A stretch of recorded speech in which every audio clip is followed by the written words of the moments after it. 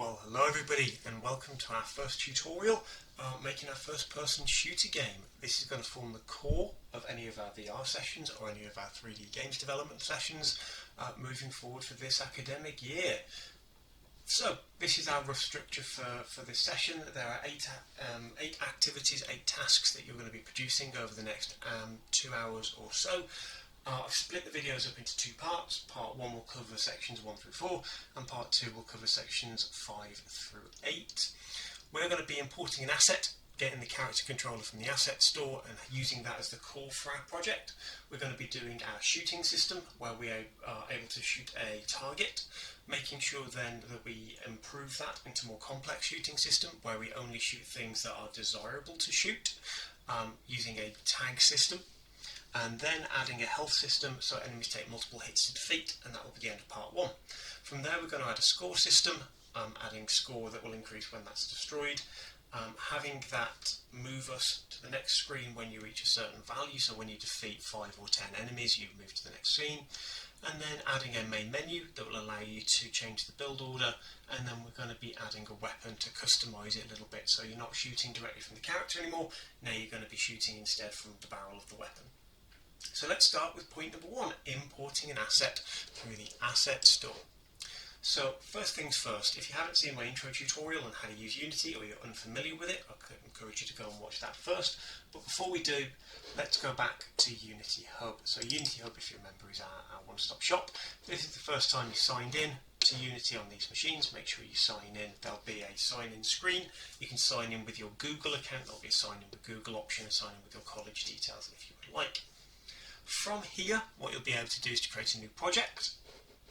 Before we do, however, if you haven't seen my starter tutorial, on the college machines there's a step we need to do first, otherwise it will make our life an awful lot harder later on. Before we create our project, we need to go to Visual Studio 2022, and all you need to do is to sign in. That's the first thing you need to do. That will generate the correct folder structure that we need on your machine in order to create our Unity projects that we need. It's just a quirk of our machines here at college. So just make sure you open up Visual Studio and you sign in with your college credentials. Once you've done that, you can close that down. It will have created the folders that we need. So inside of Unity Hub, we're going to create a new project. And we're going to choose from the options here. We're going to scroll all the way down until we can find 3D URP, stands for Universal Render Pipeline. You should have an option the first time here that says download package, download template. Click download template, it will take 2 seconds, and then we then scroll down to the important bit, which is the location for where you're going to save your project. So give that a click, and the folder location you need to choose is on your C drive, so local disk. Inside your users folder you will be able to see your student ID number. Choose that, and then in there you will find source, and then in there you shall find repos.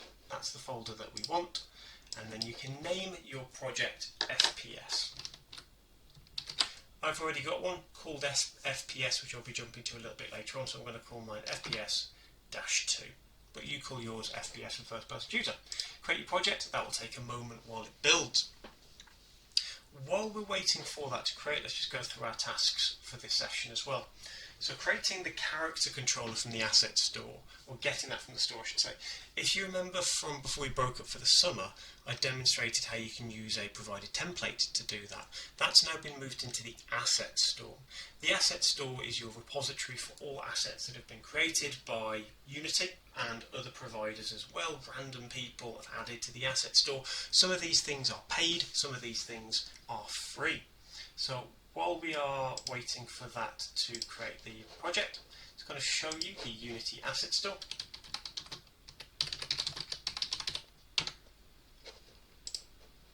So Unity Asset Store is just something that you can Google and it looks like this. You'll have the option to sign in as well if you want to, or you can do it in a minute when we go through Unity.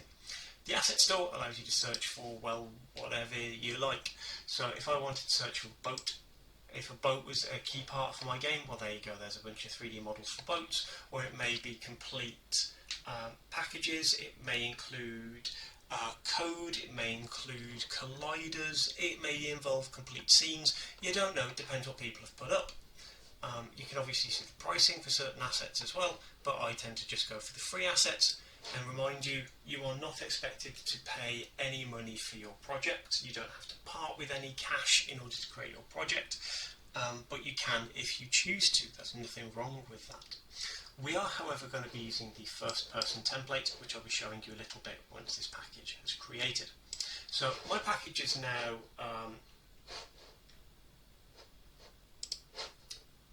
so this is what you should see when you open up your template for the first time. So this is the FPS template, and what we've got here is a main camera, a light and a global volume. What we're interested in today is using window and the asset store. That will take you to the exact same place I just had open through my web browser, but it will automatically sign me in if you go through this way, which is desirable. You've got the option, there you go, you can see it's doing the sign in process there. See, it's signed in as well.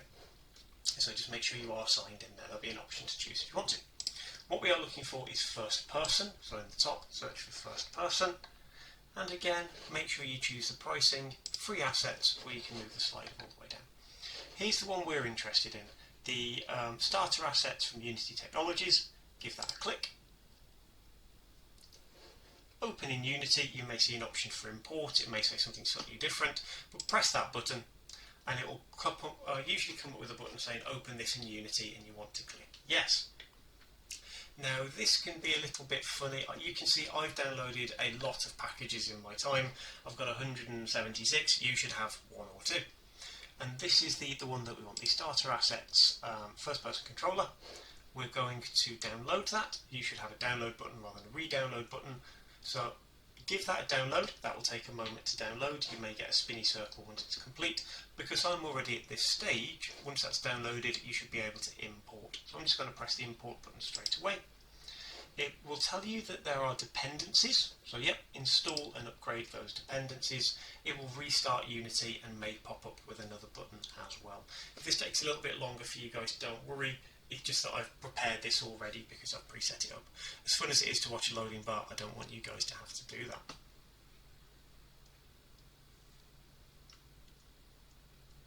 You'll get a message here saying it needs to update the input system. So again, press yes and it will restart Unity. So once that's popped up, you can see there it has restarted Unity. I'm going to close the package manager down while we're doing that, the asset store.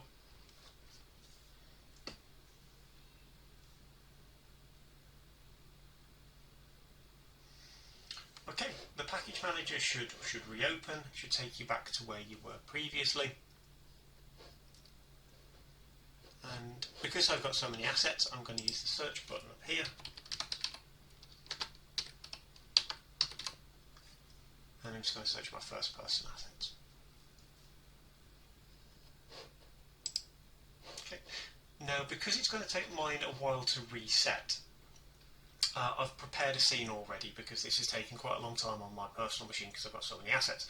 So what I'm going to do is go to one I prepared earlier. So what will happen once you've completed that import process, you'll have new folders appear in the asset space, one of them which is the starter assets. Give that a double click. In there you shall find the first person folder, and in there you should find a scenes folder and a Unity scene called Playground. Give that a double click and this is what you should see. So this is a provided template. Give it a play at the top and you should find that you've got a working first person experience where you can walk around, you can hold down shift to run, you can space to jump, you can walk around the space, something like that. And press the play button at the top again to take you out of play mode.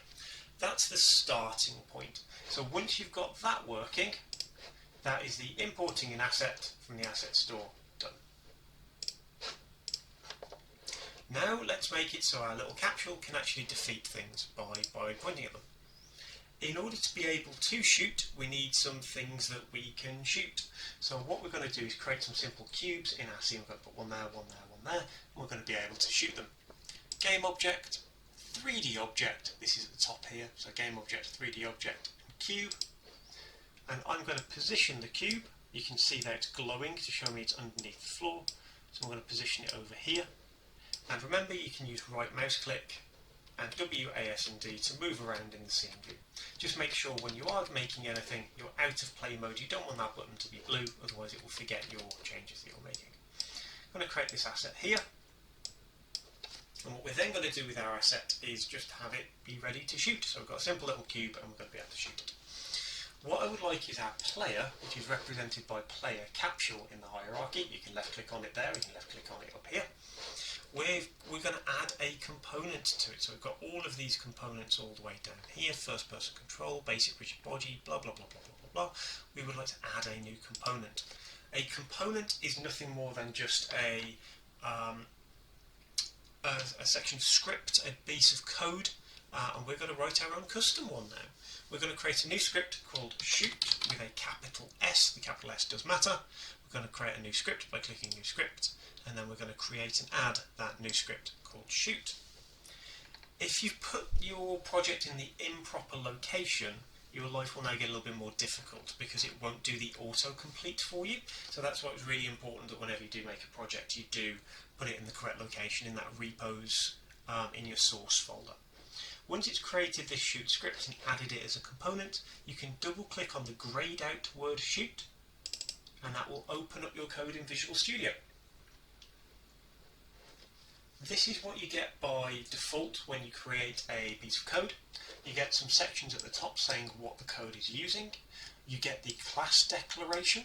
So the name of the script, you can see it's called shoot here in the tab, and the class is called shoot. They always have to match with exact spelling. If for whatever reason you rename things, you'll have to rename it there. Followed by the colon and mono behavior. Mono behavior is the type of script that this builds on top of. So even though it doesn't look like there's a lot of script here, there's not a lot of code at all, it's because it's building on top of something called mono behavior, which Unity Engine knows, so that's why all of our game objects can do what they can do. We're going to build on top of that and we're going to customize it. What we would like to do is we're going to tell our script that when we shoot, when we pull that trigger, we're going to be able to defeat an enemy. Okay.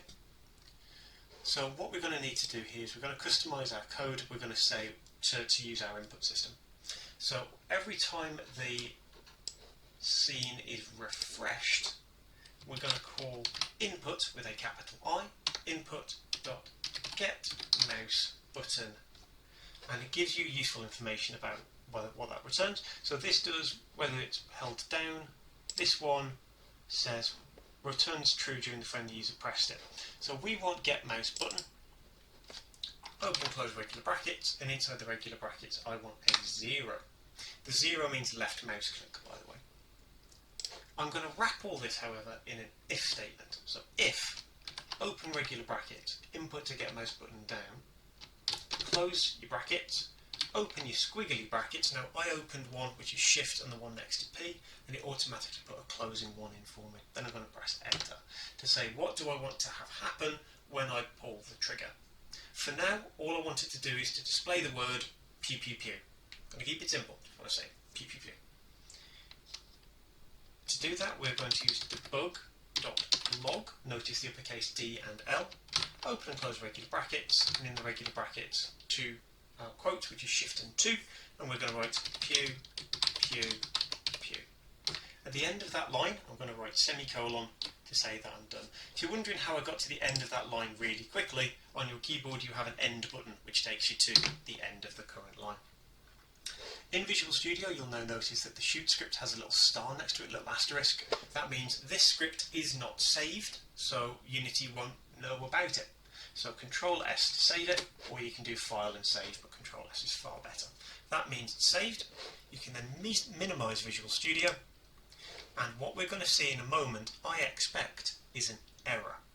So if I go to my console, I have no errors, everything looks like it's working fine. I've saved that script, and I can see that that is attached to this object. And if I press play, I expect that when I press the left mouse button down, I expect to see a message down here in my console to say pew pew pew. That's what we get. So that was a pleasant surprise. I was expecting an error message. Oh well, that saves our life a little bit. So you can see that every time I press that, I get a message, and if I press escape to get my cursor back, I can click on the console and I can see how many times I've pressed pew pew pew. So I'm going to turn off collapse, maybe you don't have that on, pew pew pew, and you can see it's outputting hundreds upon hundreds of times. I'm not clicking that quickly, by the way, so I've just left play mode. The reason why it's pressing many times is because this chunk of code update says do something every frame. So the frame rate, every frame, every reader, it's calculating that. Get mouse button, that means every frame, if the button is held down, say pew pew pew. I don't want that. So I'm back in Visual Studio now. I'm going to replace that with get mouse button down. I've saved it and I'm going to test it. Because one thing you'll encounter with me is we always test. We never trust anything. Even if something should work, we never test it. So you can now see I'm getting much more reasonable. Each click is equating to one firing of the code. So we're halfway through shooting. We've made it do something when we press the left mouse click. Now what we want is to destroy that enemy. This is more complicated because we're going to replace our code there where we say pew pew pew with draw a line. What did that line intersect? And then destroy that thing that we intersected.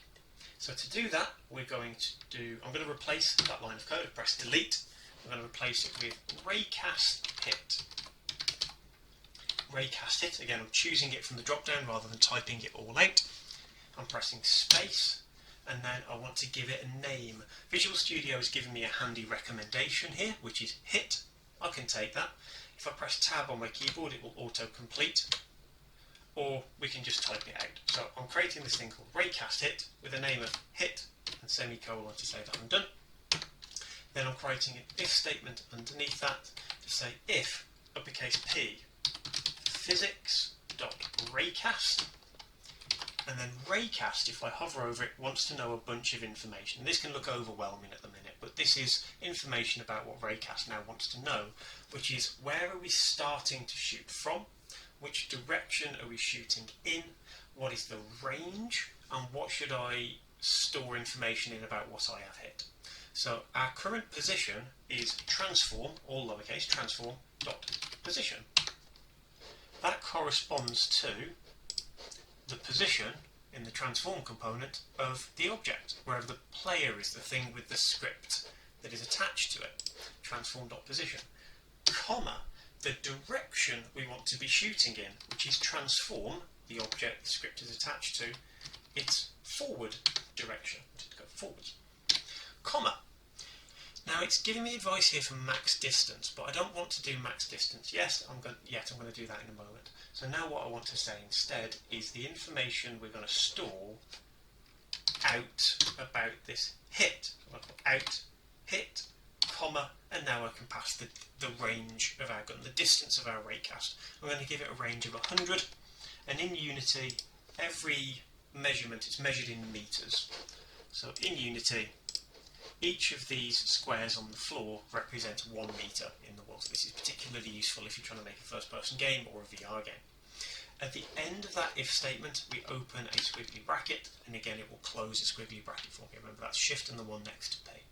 I'm going to press enter, and then in those squiggly brackets that has now moved down, we're going to say what we should do with our object. I want to destroy it, please. Destroy. Open regular brackets, we need to say what we want to destroy.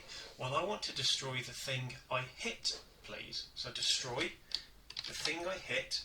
I want to destroy its whole game object. And I'm typing game object, but it's not coming up with any recommendations. Because the thing we hit returns, if I select my cube, the transform of the thing that we hit. And from its transform, we can work out its entire game object, which is all of its components, which represents the whole object. So I can get the hit information, from that I can get its transform information, and from that I can get its game object. Notice there are 2 ways you can write transform and game object, one of them lowercase, one of them uppercase. In this instance we want the lowercase g for game object and the lowercase t for transform. That is deliberate, it does make a difference. Okay? At the end of the line, semicolon to say that you are done. Control S to save it, otherwise it won't save. It'll rebuild very quickly, and then if we press play, the thing that our player is looking at directly in front of them, we should hopefully destroy. There we go. We've got an interesting issue here, and this is why I want to highlight you guys. As you can see, the player is turning around and they are defeating everything in front of them apart from this cube. Now that seems a bit strange. We're looking straight down, we're shooting it, but we're not destroying it, but we are destroying other things, and that feels really strange. There's a reason for this. The way our character is set up, keep in mind our script is attached to our character right now. Our character's forward direction is this blue axis here, so the forward of our character. However, what we're looking through is our camera. So with our player capsule selected, we can click the little arrow, which will show you all of the children. And from there you can see player camera root, you can also see capsule, but in addition to this, you can also see player follow camera, which is actually the camera of our view. So what we've got here is our capsule never looks down. That's the thing the camera does. So what I'm going to do is go back to the player capsule, scroll down, right click on the word shoot, the white text that says shoot in this case, and I'm going to remove the component from the player capsule, and I'm going to go to the, just want to test this quickly, I'm not too sure which one it is, I think it's the player follow camera. So I'm going to choose the player follow camera, and I'm going to add that shoot script, which it will now remember, we don't have to write it a second time, onto the player follow camera. Let me just test. No. Good job, I tested.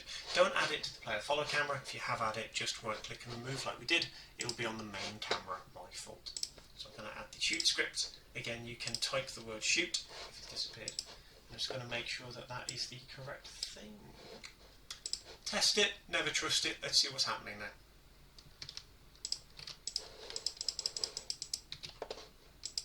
Perfect. Make sure if we go up to this and we shoot it, there we go, you can see it's now shooting, defeating whatever we are looking at because it's attached to the main camera. The problem of course is we can defeat anything, including the floor. So we have now got to the stage where we are destroying any target when the player is pointing at them. But of course you can see that's not perfect. We only want to destroy things with the appropriate tag, things that want to, we're going to identify as enemies. So now we're going to go back to Visual Studio, go out of play mode if you're still in play mode. We don't want to destroy everything that we look at. So in this if statement, where we've got the open bracket and close bracket, we're now going to go to that. In my case it's line 20, but the start of that bracket, press enter, and now we're going to write an extra if statement. We want to say only if the thing that we hit had a tag. Again, I can't get to the word tag, but I can get to transform.tag. You can hopefully see that things work in layers. A bit like onions. Onions have layers and ogres have layers. Hit.transform.tag. Double equals, that's not a typo. I want one equal sign followed by another equal sign. That means you can compare things. And then shift and 2, which is your double quotes. And in there we want the name of the tag we want to associate with things. And I'll show you how this works in a moment. I'm going to search for things with a tag of enemy. And at the end of this if statement, I want an open squiggly bracket. But what I now want to do is to put this destroy code in there. I want to say, if I've hit something, do whatever happens within those brackets, and I want to move that in there. I could drag and move it, but that's not generally how I work, because it's put an open and a close.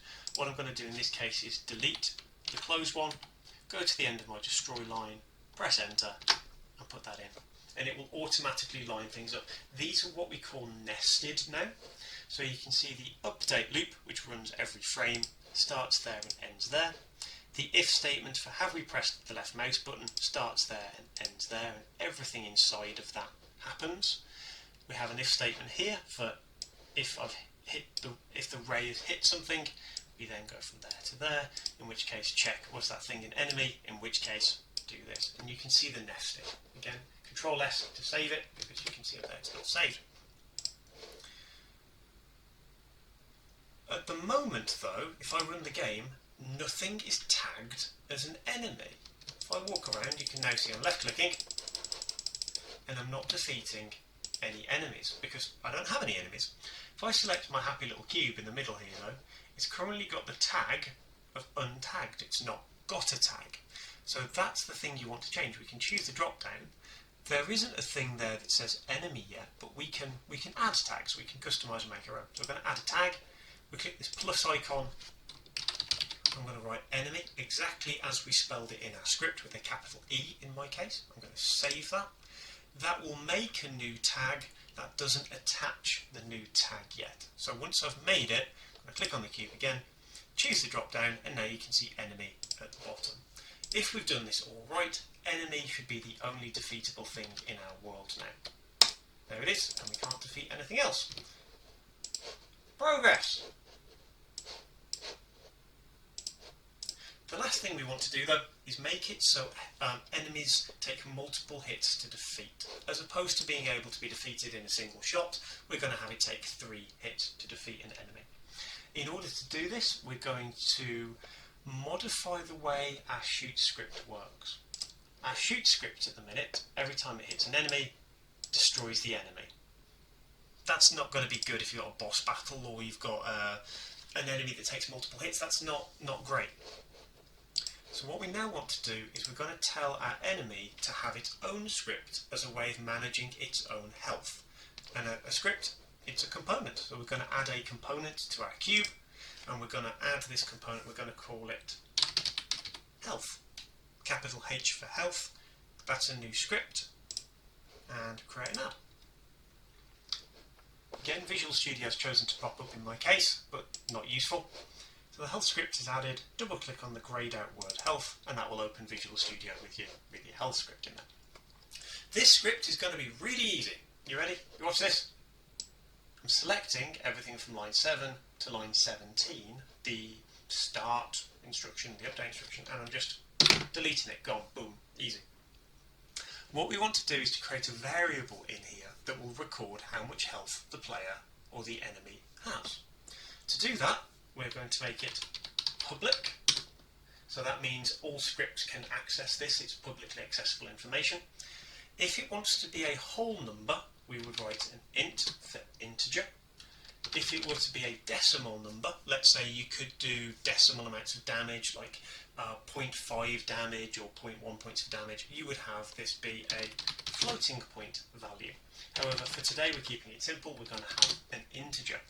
It's recommending that I call this thing health, but I'm not going to in case there is any confusion between the class name, which is health with a capital H, and health, which would be this variable with a lowercase h. So to separate this out, I'm going to call this HP, and it's recommending I give it an initial value of 0. So equals is its initial value. I don't think our enemy should have 0 health to start with. I think it should have 3 health, semicolon, to say that you're done. And then they're going to save that. At the minute, this won't do anything because our shoot script isn't talking to our health script. What I do now need to write underneath this, I've pressed enter a few times, notice I'm still above this squiggly bracket. I now want to create a publicly accessible function that the shoot script can access. So I'm going to create a public void. Void in this case means don't return any information, just go do it. So public void, and I'm going to call this take damage. Notice how I've called it with a capital T and a capital D. This is not something that already exists, so we can't choose a recommendation from the list, we're making something new. Open and close regular brackets, and then open and close squiggly brackets, and press enter. Again, the autocomplete here is really quite handy. It's trying to give me advice. It's not quite what I'm after, but it will help me in a moment. What I want to do here is every time we take damage, well, health should go down, yeah? So I'm going to say HP minus minus, semicolon. That's the short way of writing HP, take it down by 1 notch, subtract 1. If you wanted to change that number, you could say minus equals 1, that says exactly the same thing, subtract 1, but maybe in your game you want it to subtract 2 or 3 or 4 or whatever number. So HP minus equals 1 is the exact same as saying HP minus minus subtract 1, and then semicolon to say that you're done. Once you have done that, once you have subtracted 1, we need to check, has that reached 0? Because 3 hit the enemy, goes down to 2. Was that enough to defeat you? No. You got 2, hit you again, takes you down to 1. Was that enough to defeat you? No. 1 hits you, takes you down to 0. Yes, that does defeat you. So we would need to write a check here if, and again the autocomplete here is trying to be really helpful, if HP is less than 0. Problem. That icon there, which is the less than symbol, that's the one with shift next to M on your keyboard. You've got the greater than symbol, which is next to that, and the question mark. The problem here is we're saying if our HP is less than 0, I don't want it to be less than 0. Less than 0 means minus 1 or smaller. I want it to be less than or equal to 0. With the code we've written right now, it's impossible for the code to ever reach below 0, or will be in a moment. But there'll be some cases where you're taking away more than 1, or you're taking 2 or 3 or 4 away, which is why we're checking, is our health, is our HP less than or equal to 0? And if it is less than or equal to 0 in our squiggly brackets, we are going to destroy the game object this script is attached to. Notice the lowercase g again, that's deliberate, lowercase g, uppercase O. I'm just going to tidy this code up and save it. Again, this code currently won't do anything. If I save that and go into Unity, showing you that this is not doing anything. If I go and shoot our cube, 1 shot, 1 kill. That's not the behaviour that we wanted. We wanted to do 3 hits, defeat. The reason for this is our shoot script. If your shoot script has disappeared, by the way, you can get back to it by clicking on the main camera, and you can double click on it there, or you can go into your asset space and you should see your shoot script and your health script. They're both sitting there. So I'm just going to double click to get back where we are. Currently, our script is saying if it's got the tag of enemy, destroy it. We no longer want to destroy it. We want to say, oi, thing I've shot, have you got a health script attached to you? Because if you have, what I need you to do is to go and take some damage, please. So I'm going to replace, in my case, line 23, the bit that says destroy game object. This is in the shoot script. I'm going to delete that, and I'm going to replace it with thing I hit. Get a component, please, which is a thing that hit doesn't know, but its transform does. Hit.transform.getComponent. This is probably the most common line of code you will write all year. Get component, open angle bracket. Again, this doesn't mean less than in this case, like we did a second ago. This just means open angle brackets. We're getting information from a list, and this is how this language deals with lists. The component that we're looking for is the component we wrote. It's called health with a capital H. Go find the health component, close angle bracket, it may automatically do it for you. And then open and close regular brackets, and then after the regular brackets you do dot. This will give you a list of all of the things that the health script knows to do, and there's all the stuff that it can do, big long list. What we care about is a thing called take damage. So when I do dot, can I find take damage? There it is. That's the custom function you wrote. Go take damage, open and close regular brackets, semicolon to say that you are done. So to talk through this logic, every time you hit an enemy, a thing with the tag of enemy, get its health component and say, I want you to take damage. So it will subtract health by 1, check if it's reached 0 or below, and if it has, destroy the object. So we've now passed the responsibility of destroying the object to the health script rather than the shoot script. Once I've saved both of those, make sure they're both saved. Let's see if that worked. More interestingly, if I left click the cube before I go into play mode, you will see its health script and you can see its HP value set to 3. It's public, which means you can see it through the inspector, but it also means other scripts can access it. If I shoot it once, it's now 2, shoot it again, 1, shoot it again, and it disappears. That's the stage you should be at the end of part 1. When we join part 2, we're going to carry on with score, win screens, main menus, and adding that weapon. Okay, look forward to seeing you again shortly.